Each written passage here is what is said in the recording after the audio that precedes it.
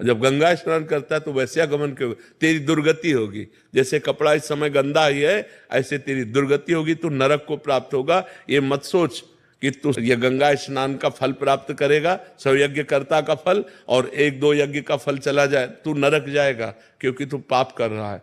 तो गंगा स्नान का मतलब है आपकी बुद्धि शुद्ध हो, आपकी पाप प्रवृत्ति नष्ट हो, आपका भगवत स्मरण बने, आपके गलत आचरण रुके, तभी इन तीर्थों के अवगाहन का फल है।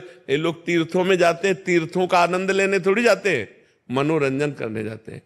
तीर्थ कैसे जाया जाता है? उपवास करके रहा जाता है एक दो दिन, बहुत नम्र दैन्य, नाम जप, पवित्र। अब यहाँ होटल बुक करवा के धामों में और बेविचार करते हैं, मदिरा पीते हैं, मनमानी आते, तो ये तीर्थ अवगाहन थोड़ी हुआ। ये तो घोर पाप हो गया जो घोर नरकों में ले जाने वाला है। आजकल हरिद्वार, काशी, वृंदावन लोग भाव से तो दो चार आते होंगे, नहीं तो मनोरंजन करने आते हैं और गंगा किनारे बैठ करके अपनी मनमानी आचरण करते हैं, खान पान बेविचार नाना प्रकार। तो इससे क्या होगा? और पाप दृढ़ हो गया, घोर दुर्गति होगी। तो जब तक पाप की प्रवृत्ति का नाश न हो तब तक तीर्थों के अवगाहन का कोई फल नहीं मिला। इसीलिए भगवान ने कहा है, जो तुम्हारा प्रश्न बहुत सावधानी से सुनना, व्रतांसि यज्ञ छंदांसि तीर्था नियमा यमा यथा वरुंधेत सत्संगा सर्वसंगोपह इमाम। मेरे को वश में करने के लिए तीर्थ अवगाहन, व्रत, नियम, धर्म, ये सब नहीं, एक ही बात है, महापुरुषों का संग। क्योंकि संत संग से प्रवृत्ति जो हमारी गलत है वो त्याग हो जाती है, पाप की प्रवृत्ति का नाश। अब आप एकादशी रहते हो, मनमानी आचरण करते हैं तो आपकी दुर्गति होगी। आप तीर्थयाटन करते हैं, आप गृहस्थ धर्म का पालन करते हैं, आप और भी सब, लेकिन मनमानी आचरण करते हैं, पाप करते हैं, तो आपकी दुर्गति होगी। तो सत्संग के द्वारा बुद्धि का भगवान में लग जाना, इससे बड़ा कोई का फल नहीं है। भगवान शंकर जी कहते हैं, उमा संत समागम सम न लाभ कछुआन। क्यों?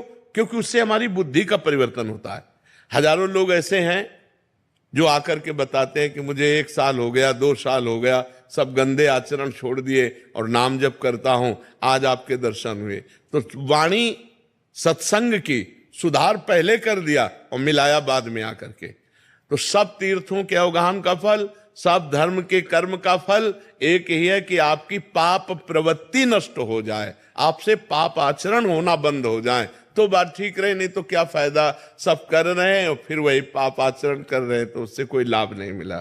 तो हमारे जो सदग्रंथों का लक्ष्य है वो है भगवान का स्मरण, अखंड स्मृति, हरिशरणम हरिशरणम, राधा राधा राधा। अगर ये है तो सब फल मिल गया, नहीं तो सो सब धर्म कर्म जर जाऊ, सो सब धर्म कर्म जर जाऊ, जहां न राम पद पंकज भाऊ। जोग कुजोग ज्ञान अज्ञानु, जहां नहीं राम प्रेम प्रधानु। अगर भगवान के चरणों में प्रेम नहीं तो जोग कुजोग है, वो ज्ञान अज्ञान है, वो धर्म कर्म आग लग जाए। जिसमें भगवान के नाम में न प्रेम हो, भगवान के चरणों में न प्रेम हो। महाराज जी, इसमें एक प्रश्न है कि महाराज जी, क्या तीर्थयाटन या स्नान आदि या व्रत आदि नहीं करना चाहिए? ये करना चाहिए, पर पाप त्याग कर। हम आज जा रहे हैं, पापी पुरुष हैं, गंगा स्नान के निष्पाप हो जाएंगे, लेकिन हमें आगे पाप नहीं करना, ये नियम लेना चाहिए। हम हरिद्वार जा रहे हैं तो नियम लेना चाहिए, आज से हम पाप नहीं करेंगे। अगर आप हरिद्वार जा रहे हैं, गंगा स्नान कर रहे हैं, अपने पाप आचरण नहीं रोक रहे, तो आपको लाभ क्या मिला गंगा स्नान का? आपको वहां जाने का फल क्या मिला? वैसे ही कि वैसे गंदे तो बने हो, वही गंदे आचरण कर रहे हो। लाभ तो जब आपका परिवर्तन हो। इसीलिए सर्वश्रेष्ठ स्नान सत्संग है। अगर सत्संग रूपी गंगा में गोते लगा लिए, ज्ञान गंगा में गोते लगा लिए, तो फिर आप निष्पाप हो गए, पाप की प्रवृत्ति का नाश हो जाता है। इसलिए तीर्थों का जाना मना नहीं है, लेकिन तीर्थों में मनमानी करना मना है। आप तीर्थों में आज जैसे जाते हो ऐसे नहीं, होटल बुक कर लिया, मनमानी आचरण करो, ऐसे नहीं तीर्थों में जाया जाता। नम्र दैन्य व्रत उपवास भजन साधना त्याग तपस्या दान पुण्य, ये सब करने के लिए तीर्थों में जाया जाता है और नियम लिया जाता है। तो बोले भाई देखो, अब हम बद्री नारायण हो आए, अब हमसे झूठ तो नहीं बोला जाएगा। पुराने लोग थे कि भाई हम केदारनाथ हुआ है, बद्रीनाथ हुआ है, अब हम झूठ नहीं बोल सकते क्योंकि हम बद्री नारायण के दर्शन कराए। लोग पहले नियम, देखो हम गंगा नहा के आ रहे हैं, हम झूठ नहीं बोल सकते, हम पाप नहीं कर सकते अब, क्योंकि हमने गंगा स्नान कर लिया। ये है तीर्थों के फल का, अवगाहन का फल है हमारे आचरण सुधर जाए, हमारा चिंतन सुधर जाए। नहीं तो फायदा क्या हुआ, हमें बताओ, फायदा क्या हुआ? आप गंगा नहा के आए फिर वही पाप कर रहे हैं, तो फायदा क्या हुआ? गंगा स्नान का लाभ क्या मिला? गंगा स्नान का मतलब क्या हुआ? वो तो पानी में तुमने गोते लगाया, गंगा स्नान कहाँ किया? अगर गंगा स्नान किए होते तो तुम्हारी भावना बदल जाती कि ना, मैं गंगा जी का सेवन करके आ रहा हूं, आज के बाद कोई पाप नहीं करूंगा, आज के बाद कोई गंदी बात नहीं करूंगा। वही जीवन सबके बदल में। देखो, यहां धाम आए हो भगवान के, जहां करोड़ों गंगा जी समानता नहीं कर सकती, क्योंकि जिनके चरणों से गंगा जी निकली वो स्वयं यहाँ प्रकट हुए, यहाँ खेले, यहाँ उनकी चरण रज, यहाँ उनका संपूर्ण जीवन भगवान का बाल लीला तो भगवान की है संपूर्ण हुई ना, भगवान का वृंदावन धाम है। यहाँ आकर कितना लाभ लोग लेते हैं। बिहारी जी तो ऐसे कर गए, उनके चिंतन में चल रहा है ये खाए वो खाए वो खाए, धाम का आनंद ले रहे हैं क्या? कि यमुना किनारे बैठ करके 1 घंटा नाम कीर्तन किया, बिहारी जी के लिए रो रहे हैं, बिहारी जी का नाम जप कर रहे हैं, एक दिन आकर उपवास किया, पूरे धाम की परिक्रमा की लोटे रज में, और खूब भगवान का नाम जप कर, ये सब लाभ है। ये कहाँ लाभ ले रहे हैं? और पहले यहाँ लोग आते थे तो कपड़े उतार करके ऊपर के और फिर लौटते थे रज में, क्योंकि हमारे शरीर में ब्रजरज लगे, हमारा जीवन पावन हो। यहाँ का क्या चरित्र है, ये भगवान का परम पावन धाम। तो कितने लाभ ले जाते हैं, नुकसान ज्यादा कर जाते हैं। अब मसाला खाए चल रहे हैं, परिक्रमा मार्ग में थूक दिया, अब कोई भजनानंदी महात्मा जा रहा है भजन करते, उसका पैर पड़ा, तुम्हारे सारे पुण्य नष्ट हो गए। आप चाट पकौड़ी खाए, दोना फेंक दिए, कोई भजनानंदी वैष्णव, और उसका जूठा तुम्हारा दोना उसके पैर में लगा, तुम्हारे पुण्य नष्ट हो गए। अब ये कौन जानता है? तो धाम आए तो बहुत पवित्रता पर, तीर्थों में जाए बहुत सौभाग्य, लेकिन वहां कैसे रहना चाहिए, ये वहां हमसे पाप ना बन जाए, आगे हमसे कोई पाप ना हो जाए, ये सावधानियां रखनी चाहिए।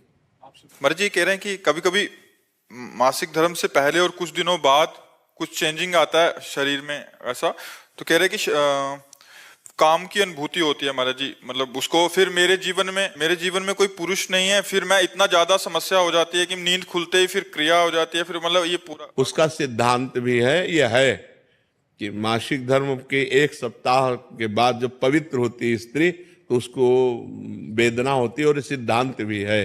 तो अब उसको सहना पड़ेगा। जब पति नहीं है तो व्यभिचार की आज्ञा तो शास्त्र देता नहीं है, फिर राधा राधा राधा राधा रटकर ब्रह्मचर्य धारण करना चाहिए, ब्रह्मचर्य की भावना पुष्ट करनी चाहिए। अब इधर अपने जीवन को इस तरह से बर्बाद करने से तो कोई लाभ मिलेगा नहीं। अगर हम अन्य प्रक्रियाओं को स्वीकार करते हैं तो वो सब निषेध ही हैं, वो हमारे जीवन को नष्ट ही करेंगी। तो हमें लगता है कि या तो पुरुष का वर्ण कर ले, किसी सदपुरुष का वर्ण कर ले और अपनी गृहस्थ धर्म से रहे, और या फिर उसको सहन करके ब्रह्मचारी बना रहे। ऐसा नहीं है कि हमारे अंदर जैसा आवेश आया, वेग आया, हम वैसे ही कर लें, फिर तो हम में और पशु में अंतर क्या रह गया?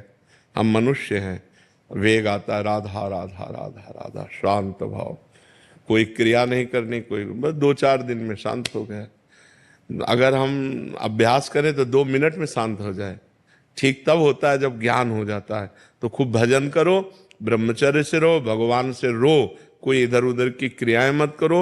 और आजकल जैसे व्यवहार हो रहे हैं कि आज इस पुरुष से कल उस पुरुष से, ये मतलब बहुत गंदी बात है और इससे दुर्गति प्राप्त हो जाएगी। इसमें धर्म नहीं है, बिल्कुल पाप ही पाप आचरण है। बहुत संभल के, बहुत सावधानी से कदम बढ़ाओ, जिंदगी कहीं खतरे में ना पड़ जाए। अगर ब्याह नहीं करना तो ब्रह्मचर्य से रहो, ब्याह करना है तो किसी अच्छे पुरुष का भगवान से प्रार्थना करके, देख समझ करके उसको तब, शरीर को तब देना चाहिए जब आजीवन के लिए व्यवहार हो जाए। शरीर को नहीं देना चाहिए। हम दोस्ती कर सकते हैं, व्यवहार कर सकते हैं, लेकिन व्यभिचार नहीं कर सकते। हम तब तक शरीर को नहीं देंगे जब तक आप हमारी परीक्षा में पास नहीं हो जाओगे। खूब देख समझ करके, सुनकर, और जब शरीर दे देंगे तो आजीवन के लिए दे देंगे। ये डिवोर्स फिवोर्स ये हमारे सनातन धर्म में नहीं है। हमारे धर्म में है, एक बार समर्पित का हाथ मिलाया तो आजीवन निर्वाह किया। पीछे डिवोर्स आदि के शब्द ही नहीं थे। तो हमें लगता है गंदे आचरण करके जीवन को व्यर्थ में क्यों बर्बाद किया जाए, बहुत संयम से रहा जाए।